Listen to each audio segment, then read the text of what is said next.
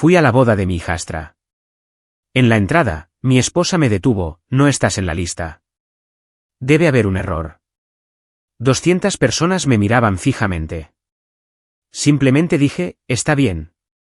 Regresé a casa y llamé a mi abogado.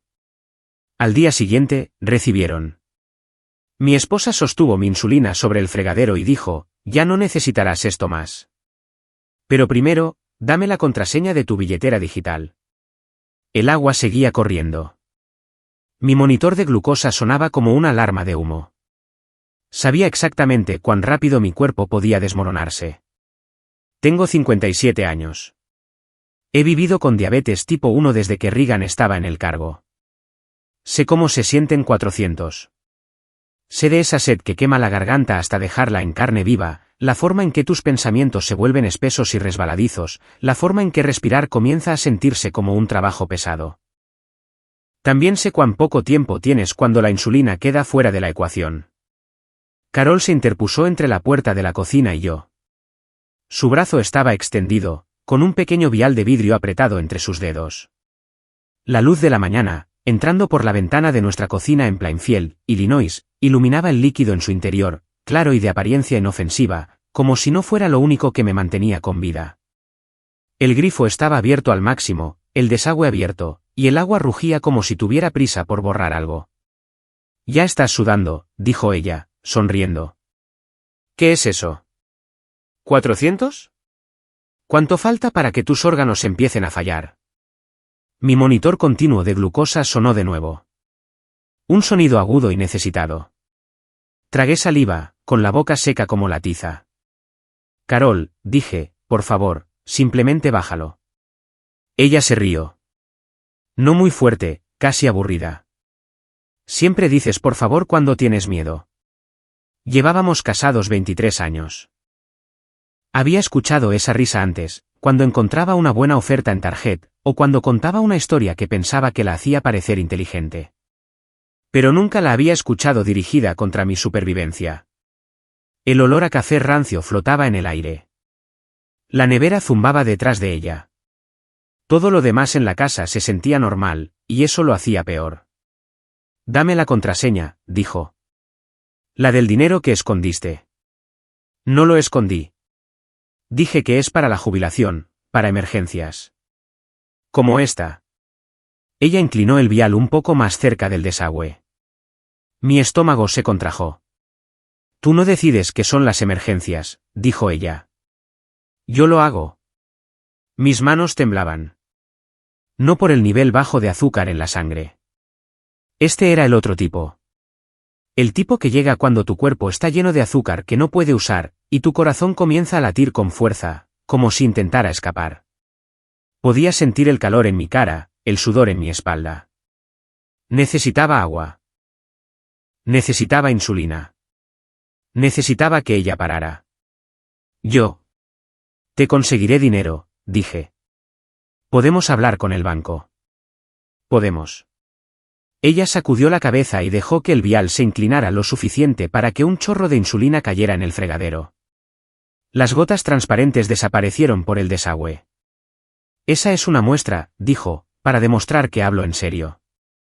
Algo se rompió dentro de mi pecho. Me lancé hacia adelante, pero ella retrocedió y levantó la voz, ahora afilada. No lo hagas. La habitación se inclinó. Mi visión se desenfocó en los bordes, como una mala señal de televisión. Retrocedí, agarrándome del mostrador. El laminado se sentía resbaladizo bajo mis palmas. Pensé en el garaje. Pensé en mi coche. Pensé en cuánto tiempo podría permanecer de pie sin colapsar. Contraseña, dijo ella. No respondí. Su cara cambió entonces, se tensó. Ella inclinó el vial de nuevo. Carol, dije. ¿Me vas a matar? Ella hizo una pausa lo suficientemente larga para mirarme, realmente mirarme, como si estuviera midiendo algo. Estás siendo dramático, dijo. Estarás bien tan pronto como cooperes. Vació el resto del vial en el fregadero. El sonido que hizo, el vidrio fino golpeando la porcelana, se quedará conmigo para siempre. Me tambaleé hacia atrás, mi talón enganchándose en el borde de la alfombra. Mi monitor sonó de nuevo, más fuerte esta vez, urgente. Mi respiración se volvió superficial. Saboreé metal en la parte posterior de mi lengua. Voy a llamar por ayuda, dije, aunque mi teléfono estaba en el mostrador detrás de ella. Ella lo miró, luego a mí. No llegarás a tiempo. No recuerdo haber decidido moverme, simplemente lo hice. Corrí hacia el garaje, golpeándome el hombro contra el marco de la puerta. Ella gritó algo detrás de mí, pero yo ya había cruzado, buscando a tientas el interruptor de la luz, tropezando con la cortadora de césped. El mundo se estrechó. Cada paso se sentía como caminar a través de jarabe. Tomé mis llaves. Llegué al auto. Me senté. Entonces, las náuseas golpearon fuerte. Me incliné hacia adelante, con arcadas secas, y con el pecho ardiendo. Sabía que no podía conducir así. Sabía que tal vez no lograría volver a entrar. Fue entonces cuando escuché la voz de Frank. Ese hombre. Frank Lasky vivía a 2 casas de distancia. 63 años, farmacéutico jubilado.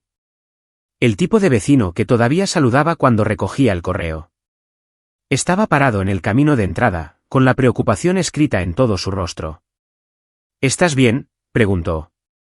Traté de responder. No salió nada más que un graznido. Él estuvo a mi lado en segundos. Olía a loción de afeitar en el aire frío. Vio mi cara, el sudor, el temblor. ¿Diabético?, preguntó. Asentí. ¿Insulina? Negué con la cabeza. No preguntó por qué. Corrió a su auto y regresó con una pequeña bolsa aislante. Pluma de emergencia, dijo. Póntela. Busqué a tientas, fallé la primera vez. Él estabilizó mi mano. El alivio no llegó de inmediato. Nunca lo hace, pero pude respirar de nuevo. Las sirenas llegaron más tarde. Los técnicos de emergencias hicieron preguntas. Frank respondió la mayoría de ellas. Me acosté en la camilla, mirando el pálido cielo de invierno, con el corazón aún acelerado. Mientras me subían a la ambulancia, vi a Carol al final del camino de entrada, con los brazos cruzados y el rostro ilegible. Eso fue hace 11 días. Esta mañana, ella estaba sollozando en un tribunal mientras leían los cargos en voz alta. Pero en aquel entonces, mientras las puertas de la ambulancia se cerraban, yo no sabía nada de eso todavía. Todo lo que sabía era esto: lo que sucedió en esa cocina no fue una pelea entre cónyuges. Fue apalancamiento. Y una vez que ves eso claramente, no lo olvidas. La gente siempre pregunta cómo un matrimonio termina así. Como si debiera haber habido gritos durante años, platos rotos, vecinos llamando a la policía. La verdad es más silenciosa, y eso es lo que la hace peligrosa. Carol y yo nos conocimos en 2001, en una comida compartida de la iglesia en Joliet. Yo tenía 35 años, trabajaba en logística para una empresa regional de transporte de carga. Ella tenía 30, aguda como una tachuela, con el pelo recogido hacia atrás, riéndose demasiado fuerte de mi tonto chiste sobre guisos misteriosos. A ella le gustaba que yo fuera estable. A mí me gustaba que ella fuera decidida. Al menos así lo llamaba en aquel entonces. Cuando le dije que tenía diabetes tipo 1 en nuestra tercera cita, no se inmutó. Hizo preguntas inteligentes. Me recordaba que debía comer. Una vez, cuando mi azúcar bajó durante una película, me llevó a un Walgreens a las 10 de la noche y compró la mitad del pasillo de glucosa como si estuviera abasteciendo un búnker. Me casé con esa mujer. Durante mucho tiempo, fuimos ordinarios. Cenas de domingo, pastel de carne los lunes, viajes a H&B los viernes. Yo contaba carbohidratos. Ella equilibraba la chequera. Nos mudamos a Plainfield cuando las escuelas eran mejores y los impuestos tenían sentido. Hablábamos de la jubilación como lo hacen todos los de nuestra edad, vagamente, como si fuera un pronóstico del tiempo muy lejano en el horizonte. El cambio no ocurrió de una sola vez, sino que se arrastró lentamente. Después de 2020, todo se volvió más apretado. Mi empresa redujo personal. Acepté un paquete de jubilación anticipada que se veía bien en papel, pero que recortaba años de lo que habíamos planeado. Carol comenzó a vigilar las cuentas más de cerca. Demasiado cerca. Cuestionaba cada partida. ¿Por qué hay otro cargo de farmacia?, preguntaba, como si la insulina fuera un pasatiempo. Intenté mantener las cosas en calma. Ese es mi defecto. Suavizo los bordes. Evito peleas. Cuando ella empezó a contestar mal, me dije a mí mismo que estaba asustada. Nos estábamos haciendo mayores. La salud ya no era teórica. El dinero se sentía más ruidoso. Abrí una cuenta digital separada sin decírselo. No para ocultar dinero de mi esposa, me dije a mí mismo, sino para protegerlo. Dinero de jubilación, dinero de emergencia, dinero de dignidad. No usé términos elegantes. Era simplemente algo que ella no podía vaciar en un momento de pánico. Ese secreto envenenó las cosas más rápido de lo que esperaba. Ella empezó a hacer preguntas que no eran realmente preguntas. Todavía tienes acceso a todo, ¿verdad? No me estás ocultando nada. Dije que no, porque explicar se sentía más difícil que mentir. Me arrepiento de eso ahora. Sus bromas se volvieron más afiladas. Debe ser agradable, decía cuando me tomaba tiempo para controlar mis azúcares. Tú tienes reglas especiales. Una vez se rió y dijo, si alguna vez quisiera tener control sobre ti, simplemente escondería tu insulina. Yo también me reí. No debía haberlo hecho. La primera vez que revisó mi teléfono, dijo que fue un accidente. La segunda vez dijo que un cónyuge no debería tener secretos. La tercera vez ni siquiera se molestó en explicar. Intenté hablar con ella. Realmente lo hice. Una noche después de cenar, dije, a veces me asustas. Ella puso los ojos en blanco y dijo, te asustas a ti mismo. Yo solo estoy reaccionando. Fue entonces cuando empecé a tomar notas. No porque planeara venganza, sino porque mi memoria se sentía resbaladiza a su alrededor. Anotaba fechas, lo que se decía, cómo me hacía sentir. Viejo hábito del trabajo. La documentación me calmaba. La mañana en la cocina no surgió de la nada. Provino de meses en los que ella se sintió con el derecho de decidir qué importaba más, mi salud o su miedo a perder el control. Cuando me dieron el alta de la sala de emergencias ese día, la enfermera me miró a los ojos y dijo, señor, retener la insulina puede matarlo. Lo dijo suavemente, como si estuviera explicando la gravedad. Esa frase se me quedó grabada. En casa, Carol actuó normal, hizo sopa, preguntó si necesitaba algo. La actuación fue casi impresionante. Si no hubiera sentido el miedo aún zumbando en mis huesos, podría haberlo creído. Esa noche, mientras ella dormía, revisé mi cuenta digital. Ahí estaba, una transferencia, $500. Luego otra. Lo suficientemente pequeñas para pasarlas por alto si no estabas buscando. Lo suficientemente grandes para decir que algo había cambiado. Me senté en el borde de la cama, con el corazón palpitando, y me di cuenta de algo más frío que la ira. Ella no estaba improvisando. Estaba probando los límites. Al día siguiente hablé con Frank, solo un café informal. No me dijo qué hacer. Me contó lo que había visto en su carrera. La gente que juega con los medicamentos, dijo, no se detiene cuando se lo pides amablemente. No quería creer eso de mi esposa, pero no se requiere creer para que la verdad exista. 3 días después, encontré un trozo de papel doblado en el cajón de las cosas varias mientras buscaba pilas, una tarjeta de visita sujeta a un formulario. Consulta de poder notarial. Martes a las 10. Mis manos se enfriaron. Me senté en la mesa de la cocina, la misma donde la insulina se había drenado, y entendí la forma del problema por primera vez. Esto no se trataba de dinero, ni de ira, ni siquiera de matrimonio. Se trataba de control. Y si no actuaba con cuidado, legalmente y en silencio, la próxima cuenta regresiva no se detendría en la ambulancia. Lo que pasa con cruzar una línea es que no siempre la sientes bajo tus pies.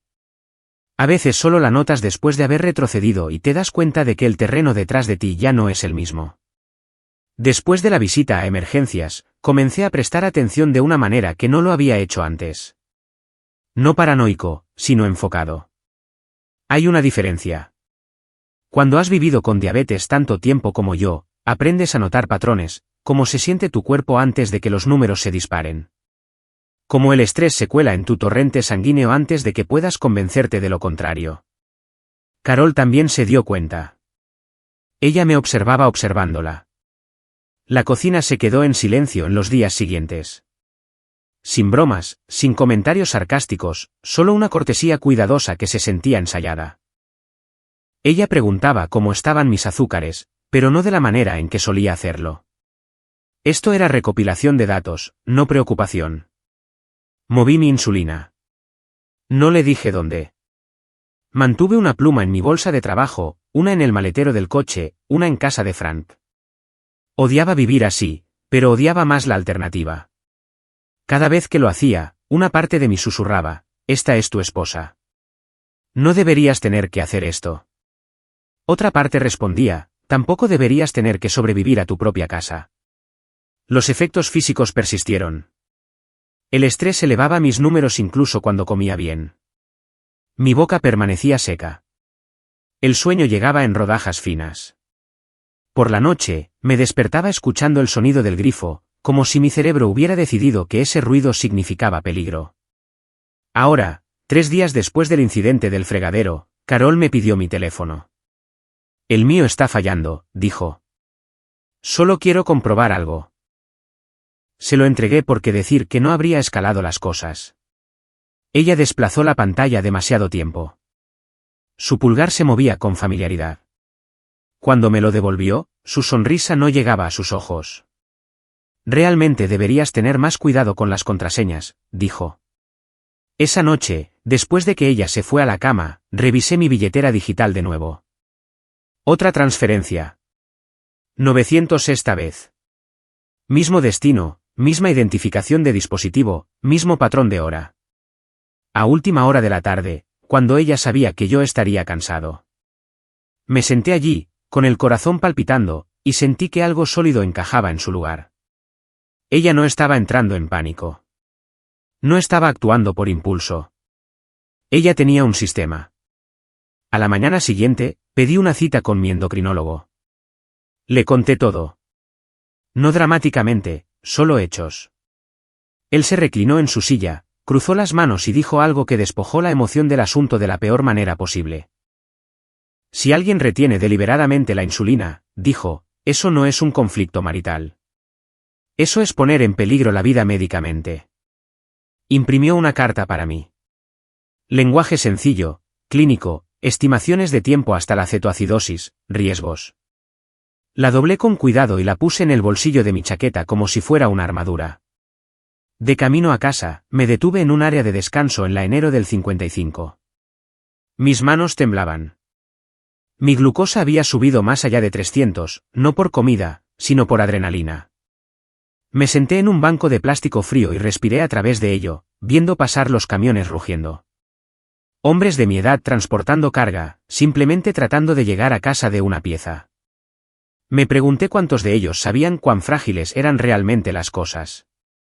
Esa noche, Carol presionó más fuerte. Sacó el tema del poder notarial en la cena como si fuera un artículo que había leído. Sabes, dijo casualmente, es algo en lo que las parejas de nuestra edad deberían pensar en caso de que algo suceda. Mi tenedor se detuvo a medio camino de mi boca.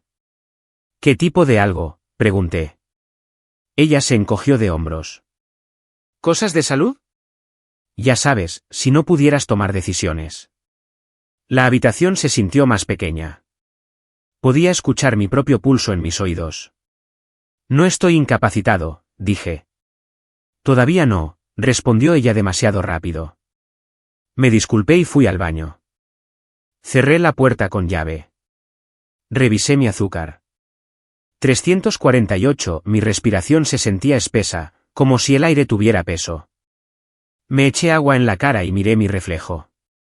57 años. Canas en las sienes. Ojos cansados pero aún claros. Esta es la línea, pensé. Aquí es donde se detiene.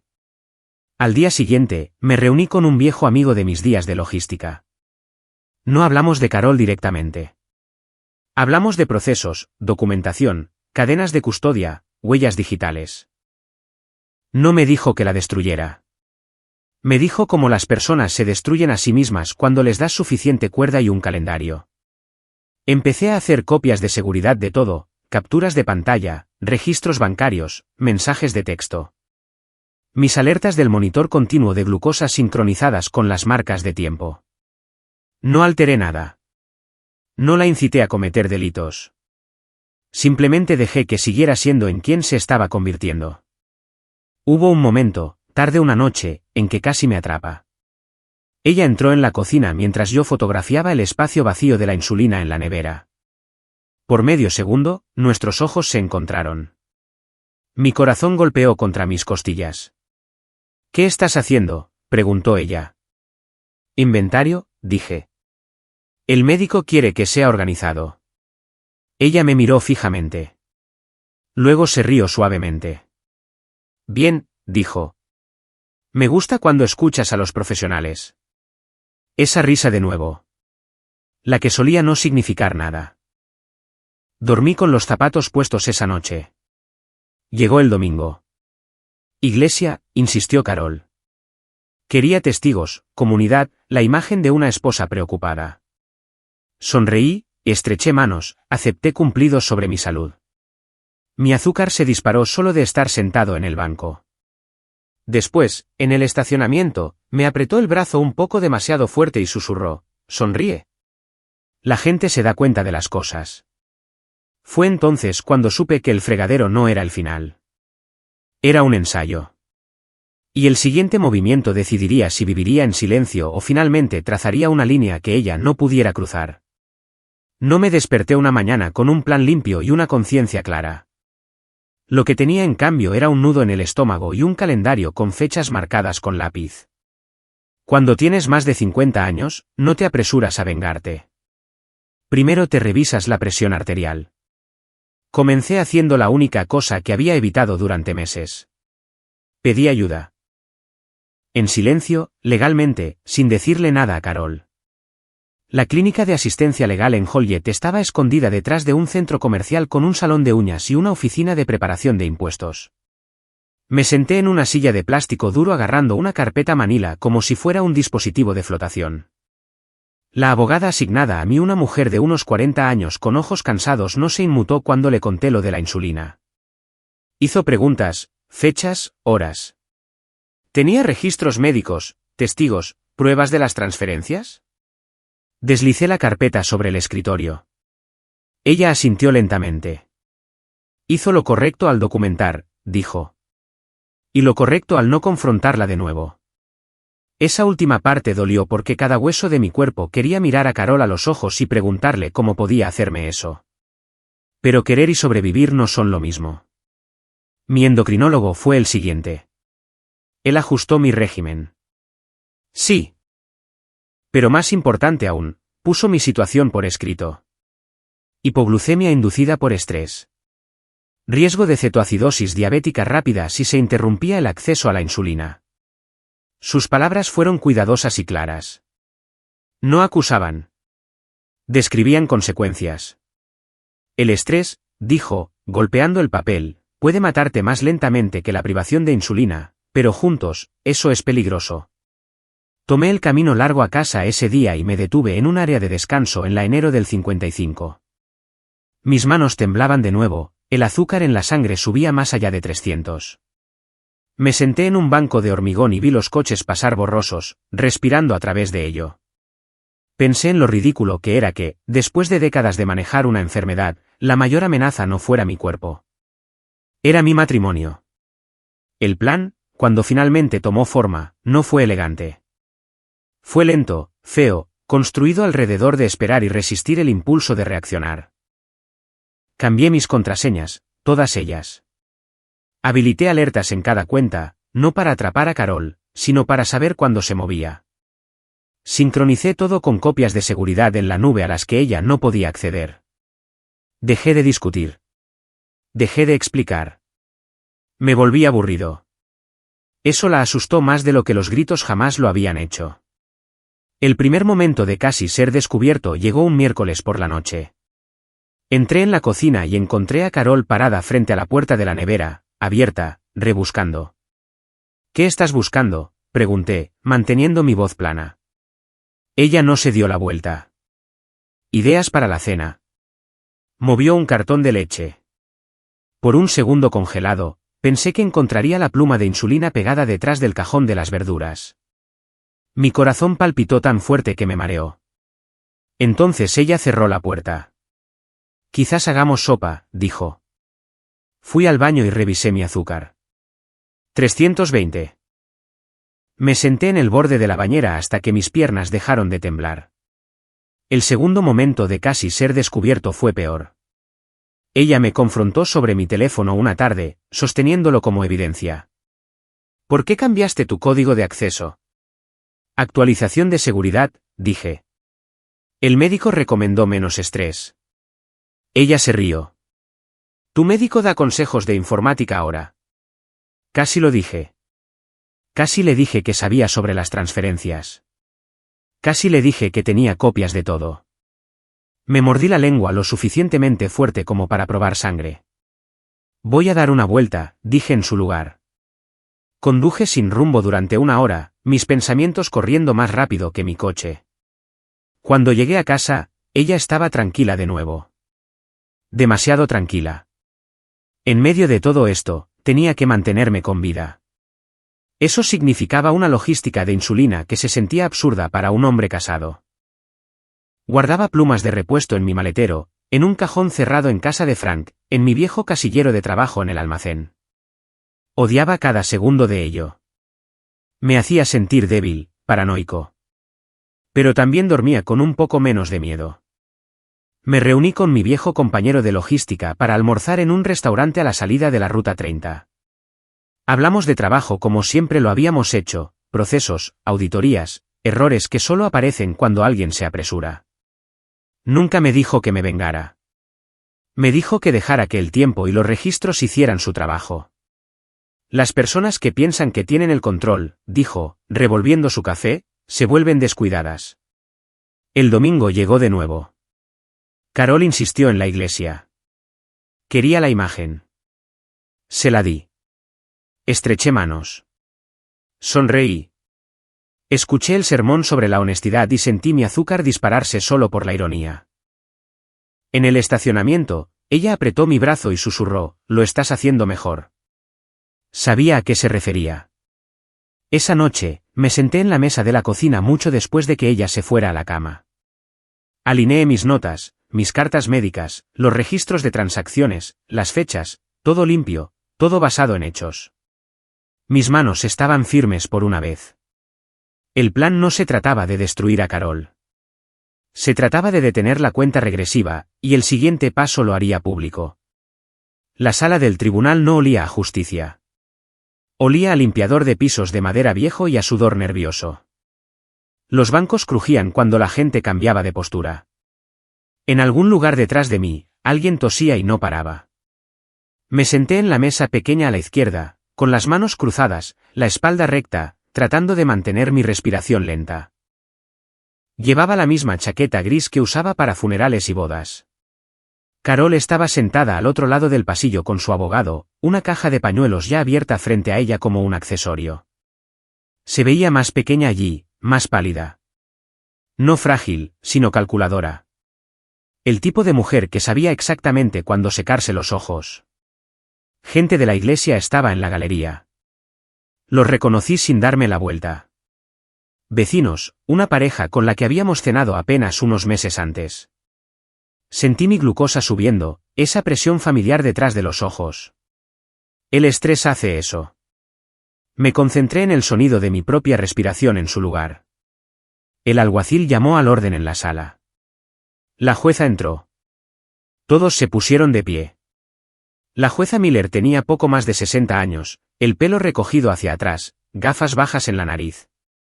No sonrió. No necesitaba hacerlo. La fiscal comenzó con hechos, fechas, lugares, mi nombre, el nombre de Carol, Plainfield, Illinois, fin de semana de Acción de Gracias, diabetes tipo 1, insulina como medicamento prescrito para mantener la vida. Sin adjetivos, sin drama. Luego presentó la evidencia. Registros médicos de la sala de emergencias. Una declaración de mi endocrinólogo explicando qué sucede cuando se retiene la insulina. Cuán rápido puede desarrollarse la cetoacidosis diabética. Los minutos se sintieron como horas mientras ella lo leía en voz alta. Yo miraba fijamente la mesa, con la mandíbula apretada. Luego vinieron los registros financieros. Pantallas proyectadas en un monitor. Transferencias resaltadas en amarillo. $500, $900, cada una con marca de tiempo a altas horas de la noche. Cada una vinculada al mismo dispositivo. El abogado de Carol objetó una vez. La jueza lo desestimó sin levantar la vista. Luego vino el vídeo. Carol se puso rígida. El audio llenó la sala antes que la imagen. El sonido del agua corriendo. El leve pitido de mi monitor de glucosa. Mi propia voz tensa, diciendo, por favor. La voz de Carol siguió, tranquila, casi divertida. Ya estás sudando. ¿Qué es eso? 400. Un murmullo recorrió la sala del tribunal. El vídeo mostraba su mano sosteniendo el vial de insulina sobre el fregadero, inclinándolo, pausando, y luego el chapoteo. No miré la pantalla. No tenía que hacerlo. Recordaba cada segundo. Cuando terminó el vídeo, la sala quedó en silencio. El tipo de silencio que presiona en tus oídos. La jueza Miller se inclinó hacia adelante. No miró a los abogados. Miró directamente a Carol. Esto, dijo, con voz baja y uniforme, no fue un desacuerdo matrimonial. Carol comenzó a negar con la cabeza. No retuvo el afecto, continuó la jueza. No discutió por dinero. Usted convirtió en un arma una medicación vital. Carol se rompió entonces. No una lágrima silenciosa, un colapso total. Hombros temblando, manos sobre su cara, los pañuelos finalmente utilizados. Detrás de mí, alguien susurró, Dios mío. La jueza Miller esperó. Dejó que el sonido se agotara. Luego habló de nuevo. He visto divorcios amargos en esta sala, dijo. Pero esto no se trataba de activos. Usted no estaba reteniendo una contraseña. Hizo una pausa. Usted estaba sosteniendo un cronómetro. El mazo bajó una vez.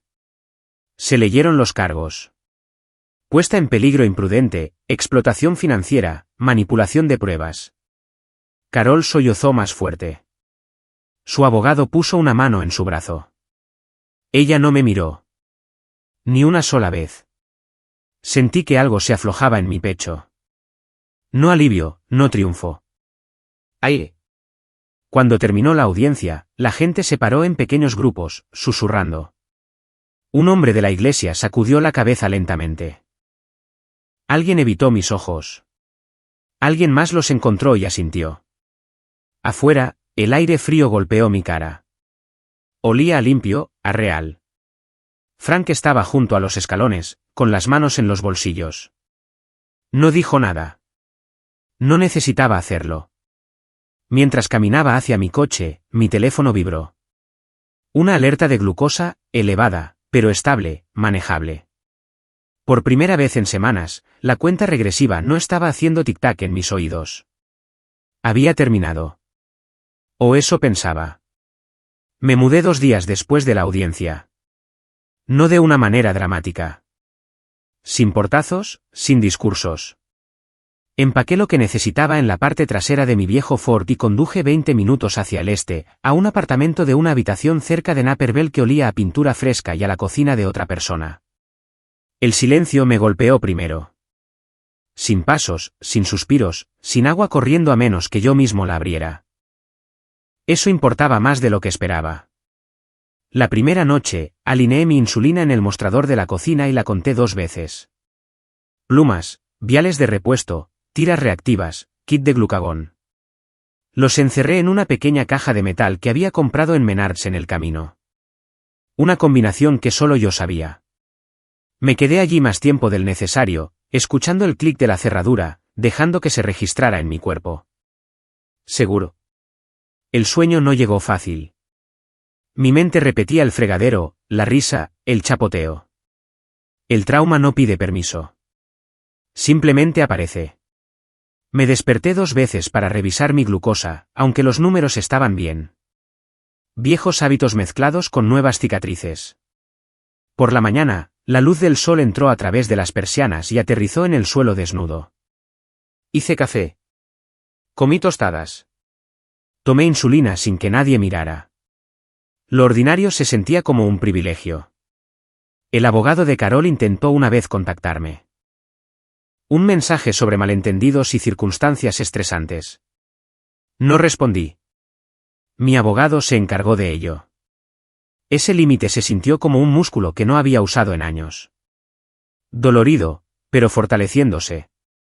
Le conté la verdad a algunas personas. A Frank, por supuesto, a mi hermana en teoría. A un tipo de la iglesia que me llevó a un lado y dijo en voz baja, me alegro de que sigas aquí. Eso fue suficiente. Me uní a un grupo de apoyo para la diabetes que se reunía cada 2 martes en la trastienda de un centro comunitario. Sillas plegables, mal café, buena gente. Hablamos sobre los precios de la insulina, las alarmas del monitor continuo y los pequeños trucos que aprendes para mantenerte erguido en un cuerpo que necesita negociación constante. No conté toda mi historia. Todavía no. No tenía que hacerlo. Lo que más me sorprendió fue la ausencia de ira. Esperaba sentirla rugir de vuelta una vez que el polvo se asentara. En cambio, había algo más estable debajo. Claridad. Una calma que no sabía que me faltaba. La venganza para mí no fue ver a Carol llorar. No fueron las palabras de la jueza, por afiladas que fueran. Fue despertar y saber que mi supervivencia ya no dependía del estado de ánimo de otra persona. Daba paseos por la noche, solo alrededor de la cuadra. Césped cortado demasiado corto. Luces del porche encendiéndose al anochecer. La vida normal continuando, indiferente y hermosa. Mis números de glucosa se nivelaron a medida que pasaban las semanas. El estrés tiene un sabor. Y finalmente se desvaneció. Aprendí algo que desearía haber aprendido antes. La dignidad no se trata de dureza. Se trata de trazar una línea donde comienza la supervivencia y negarse a cruzarla de nuevo por nadie. Si estás escuchando esto y algo te resulta incómodamente familiar, por favor, escúchame. El control disfrazado de amor sigue siendo control, y tu salud, tu vida, no es una moneda de cambio. Si esta historia te hizo reflexionar, compártela con alguien en quien confíes. Y si te quedaste conmigo hasta el final, gracias. Leo cada comentario. Significa más de lo que piensas. Cuídense. De verdad, cuídense.